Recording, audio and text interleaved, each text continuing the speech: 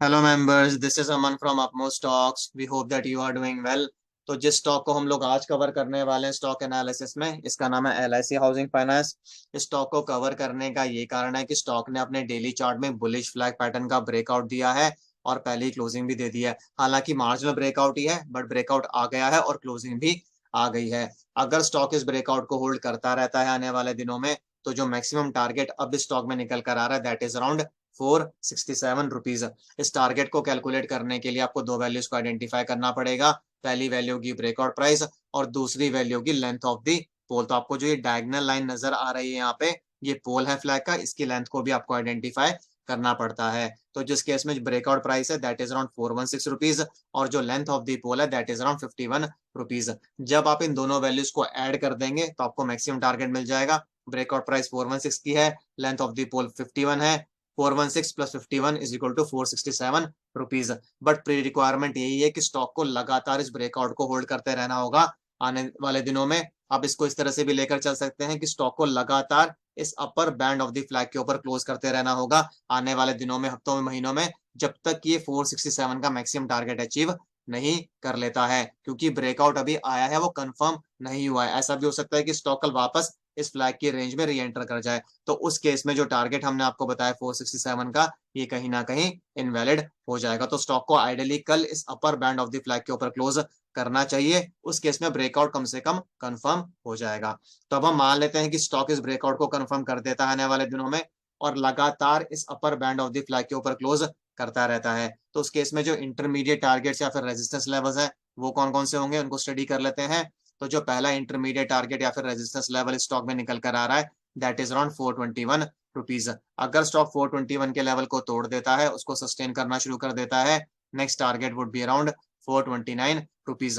429 के लेवल पर स्टॉक को काफी रेजिस्टेंस मिल सकती है। ऐसा हो सकता है कि स्टॉक 429 के लेवल को टच करे और वापस नीचे आना शुरू कर दे। उस केस में आइडियली पहले तो उसको 421 पर थोड़ा बहुत सपोर्ट मिलना चाहिए।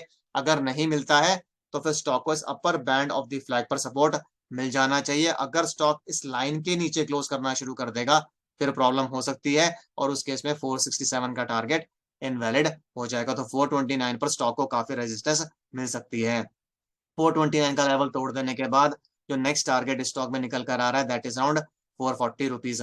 अगर स्टॉक 440 का लेवल भी तोड़ देता है, उसको भी सस्टेन करना शुरू कर देता है, next target would be around 444 rupees. अगर स्टॉक 444 का लेवल भी तोड़ देता है, उसको भी सस्टेन करना शुरू कर देता है, next target would be around 453 rupees.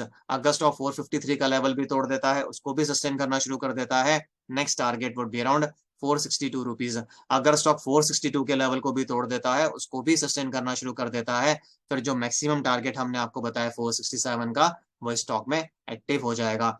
ये जो 6 इंटरमीडिएट टारगेट्स हमने आपको बताया है, ये हर टारगेट रेजिस्टेंस लेवल की तरह काम करेगा।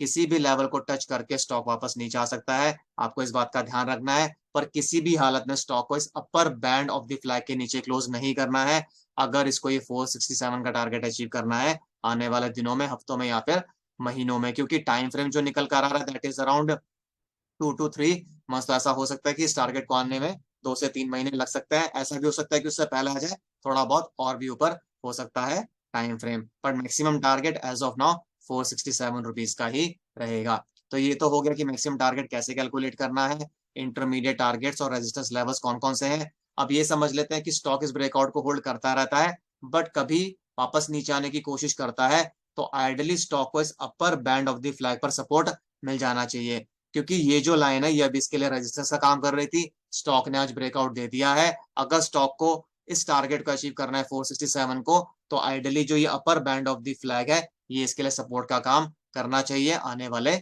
दिनों में, हफ्तों, महीनों में, जब तक ये मैक्सिमम टारगेट अचीव नहीं कर लेता है 467 का। क्योंकि एज पर टेक्निकल एनालिसिस जब कोई रेजिस्टेंस टूटती है तो फिर वो सपोर्ट का काम करती है आने वाले दिनों में उस पर्टिकुलर स्टॉक के लिए। तो अगर आपको इस स्टॉक से रिलेटेड या इस वीडियो से रिलेटेड कुछ भी कंसर्न्स, क्वेरीज या सजेशंस हो, तो आप कमेंट बॉक्स में डाल सकते हैं। हम उनका रिप्लाई करने की कोशिश करेंगे जल्दी से जल्दी। और इसी के साथ मैं इस वीडियो को एंड करूंगा। This is Aman signing off. Bye bye, take care.